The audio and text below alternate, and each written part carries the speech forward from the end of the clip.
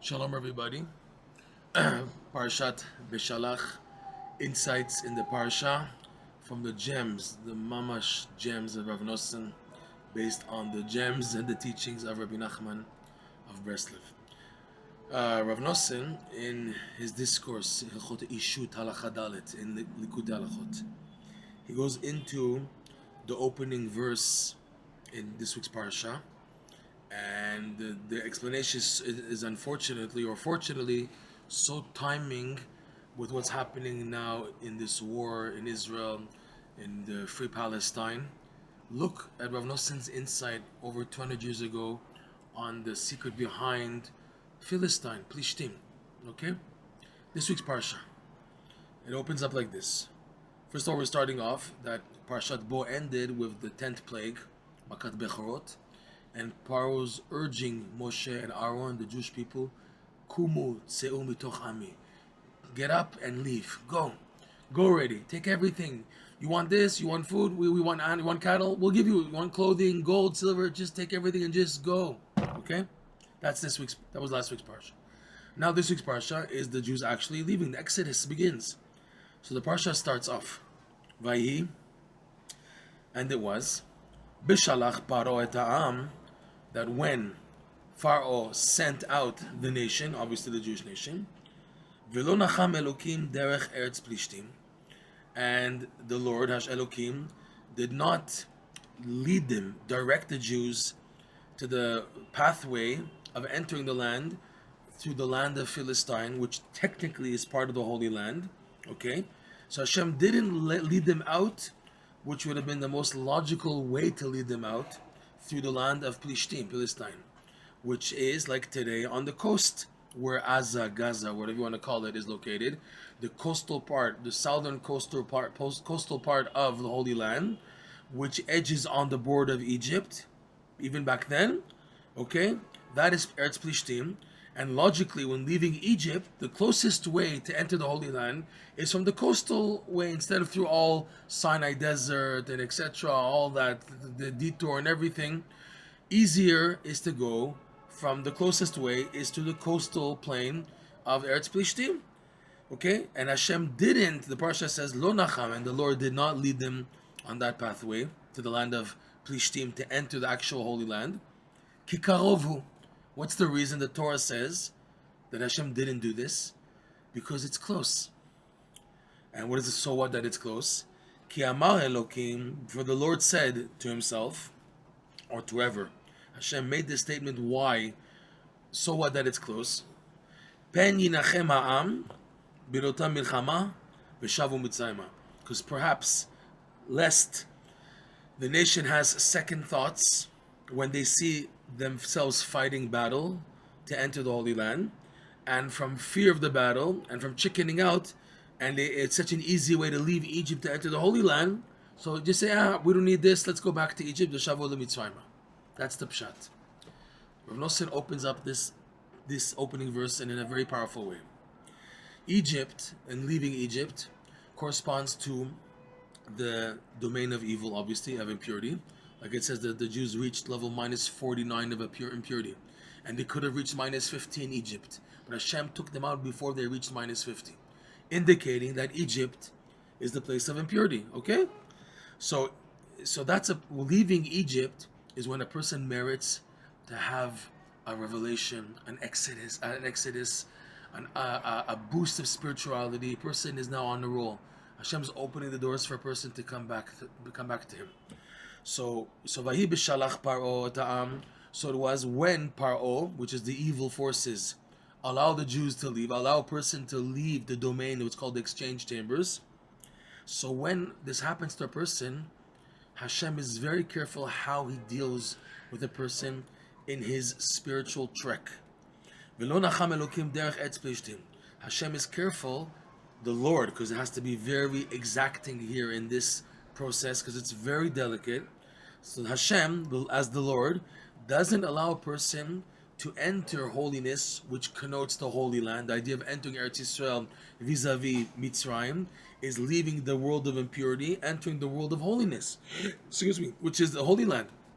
So Hashem doesn't let a Jew, when he wants to come back, and he's leaving the garbage behind, leaving the exchange chambers behind, and the impurity and the confusion and the falsehood of life that he was living, leaving that behind. Hashem is careful. The Lord, it's exacting now, is very careful that a person shouldn't go enter the Holy Land through Plishtim. Rav Nosson says, what's Plishtim? Plishtim is grammatically similar to another word in the Torah, in Chazal, and the sages' usage of this term called mefulash. In the laws of Eruvin, of halachic boundaries of Shabbat, we're allowed to walk, we're not allowed to walk. There's in discussing areas called where there's no Eruv, so you have what's called sometimes an alleyway, which is called mavui mefulash. Means open on one end, open on the other end. There's no like wall. It's open from end to end. And there's all discussions in the Gemara. You can see there in Masechet Eruvin, if it's Rishut Harabim, Carmelit, whatever, it's used in whatever context it's needed to be used, okay? But the meaning of mefulash means to be open from end to end. And Rav Nosson says, this is the idea of Plishtim. Plishtim here, in our context in the Parsha, when a Jew wants to leave the domain of impurity and enter the holiness, Hashem is careful not to let him do this transit from evil domain to holy domain through what's called Plishtim, which means mefulash, which means just going straight up and having a spiritual high with no blockages and no boundaries and no detours, just straight up. That's Plishtim.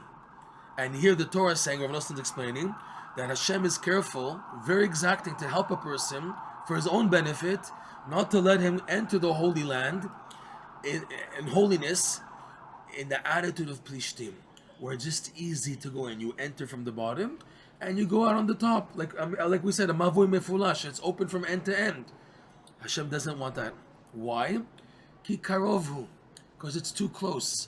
Meaning, a Jew, in his process to purify himself, to come closer to Hashem, needs time. He needs time. He can't jump in. Yesterday he was in pubs smoking Friday night Shabbos and doing all that, and all of a sudden he cut off his hair and he has long payas and a beard and he's putting on talis and feeling like a different person. It doesn't happen overnight. It doesn't happen overnight. You need a process. You need to wait. You need to master the art of waiting, which is for the person's own good. And Hashem's intent in waiting is to build up a person's desire and yearning spiritually to come closer. That only comes out when a person has obstacles and is detained and is pushed off and in waiting and waiting and waiting, okay? So here the Torah is saying kikarovu. The reason why Hashem doesn't let a person go from impurity to holiness just straight in, leave here and go into there. What's the problem? He's doing tshuva, what's the problem? Let him go. No, kikarovu. It's too close. Too close means a few things.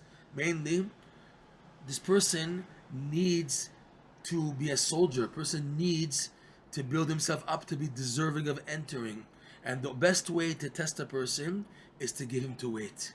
Because when he's waiting, then we see who he really is. We put on the pressure cooker on a person, then we see how he bubbles up and how he's under pressure and waiting and how he is when he's cooking and everything. What does he do?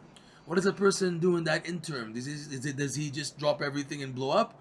Or does he master patience, which requires emunah and yearning, and all these are all connected, they're all interconnected, interrelated, okay? So the Torah is saying, kikaravu, it's close, too close when a person enters the realm of holiness in the Plishtim format. Ki amar Elokim, because Hashem, the reason is, now the Torah is saying, okay, so what? Why do you need this patience stage for a person to develop himself? Let him just leave the darkness, enter the holiness. Isn't that what you want, Hashem? Isn't that what you want, that the whole world come back to Hashem? Isn't that good? Doesn't it make sense? And Hashem says, no. Ki amar Elokim, because the Lord says that a person doesn't have the expertise of patience, which Rabbi Nachman calls, in Likutey Moharan lesson 24, he calls it the highest level, called the Keter. The highest level, the Keter, which is the gateway to holiness, believe it or not. The gateway, you need to master patience in order to enter there. Okay, so Hashem says, the Lord said that if a person doesn't have the patience, so then he'll have second thoughts. If now things are too quick, so when he's faced with with tests and tribulations, and he's not holding there because he doesn't have the vessels that he did never build, because he just went from one realm of darkness into holiness in one shot, and he didn't have a chance to build himself. So pen yinachem ha'am, lest the nation has second thoughts. Birotam milchama, when he sees the battle. Oh, I thought it was so easy to be Jewish. I thought it was so easy to be religious. I thought it was so easy to be a Jewish family and raising a family, and now it's war every day war. The Gemara says, right? Every day, the Tzara attacks a person. Every day. And the Gemara just continues, by the way, and if Hashem were to save a person, he would fall into the hands of the Tzara. It's Hashem saving us for sure. Okay?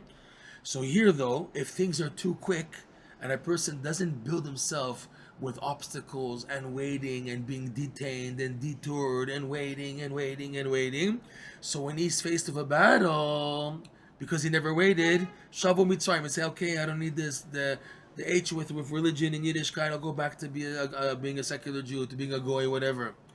So for that not to happen, a person needs this patience process. The patience is the greatest gift that Hashem has given in the creation, is this hamtem, the waiting. If you become a mastery of waiting, it is the strongest vessels you have to counter any test in life. Because when you're faced with a test, instead of jumping, oh, it's too much for me, and you just chicken out, since you've been trained already to have the attribute of patience in your life, you can use it now for any test. You say, wait a second, let's think this out. You don't make, oh my God, you get a phone call from the bank or this, and you start flipping out and everything. If now you're so used to patience, so it comes to your aid. Wait a second, what's going on here? Can we take a look, please? Instead of just making assumptions, can we just look clearly? With patience, you can see that the problem is not really a problem, the difficulty is not really difficulty, the challenge is not really a challenge. It's just that because of the quickness, the person doesn't have a settled mind to view the reality of situations. The reality is that Hashem loves a person, and Hashem will test a person, but He won't test him without the knowledge that the person can pass that test. Okay, so this is one of the biggest messages Rav Nosson points out in the beginning of the parsha. Okay. Okay, and the verse goes on out, the second verse, and the Jews came out chamushim, right? Chamushim, it says in the next verse, and the Jews left Egypt armed, chamushim. It's a funny word. What's this word chamushim? So there's many interpretations. One is chamushim means that the Jews left with weapons. They took with them swords and arrows and javelins and all that type of stuff, to fight the eventual wars that they fought with Amalek and Sichon and Og, because that's what they had weapons from when they left Egypt. But also Chamushim is like Chamesh, 5. So there's a few interpretations. One is, like Rashi brings down, that only 1/5 of the Jews left Egypt. 4/5 didn't want to leave, they were wicked, they gave up. They didn't want to believe in Moshe Rabbeinu that there's hope, they can leave, and they died in the days of darkness. In the plague of the days of darkness, that's when they died. So 1/5. There's another opinion, don't say 1/5, because the verse says chamushim, which is similar to 50, chamishim, and that, yes, this is scary, but this is what the Midrash says, that 1/50 of the total Jewish population actually left. When we say 600,000 men plus the women and children coming up to over 1 million, okay, that's 1/50 of the total. The total Jewish population was over 50 million in Egypt. 49 million died in the plague of darkness. So Rav Nosson says that chamishim, in the positive vein, also refers to the 50th gate, the 50th level. That if a person is careful not to have a Plishtim attitude, okay, he will have patience, and with the patience he'll come to the true holiness of the Holy Land, which is the 50th gate. And we can say what's happening in the world of free Palestine, the deeper spiritual meaning is that people want a quick fix. Free Plishtim. Let us have a quick fix. If it's weather in the physical world, and all the more so in the spiritual dimension, people want it easy. Don't make it hard on me, okay? Let's go. I just want to do tshuva. I want to press the button and win the lottery. You make it easy for me. I don't want to work hard. I don't want to wait. I don't have patience. So people are in Plishtim mentality. They want Plishtim, everything mifulash. I want it easy. Let it be easy. I want my tshuva to be easy, my Judaism to be easy. I want my money and everything. So that's the message that we're hearing free Palestine, free Palestine. It's to free the end of being mefulash. People don't want to work and earn the reward. They want it on a free platter without working and earning. They want it quick, no waiting. And the Torah's attitude is no. This week's parsha, no. Hashem knows what's good for you, and waiting is the greatest gift you can have in life. You just may say, how much Hashem, how much I'm going to wait? That's Hashem's business. You have to do your part, and Hashem will open the doors. Just you have to wait for the salvation. Like Rav Nosson once said, salvation comes to those who wait for it. You have to wait for the salvation. Everyone, okay? It's a test for everybody, and the key is you have to wait and wait until they open the doors. Shabbat Shalom.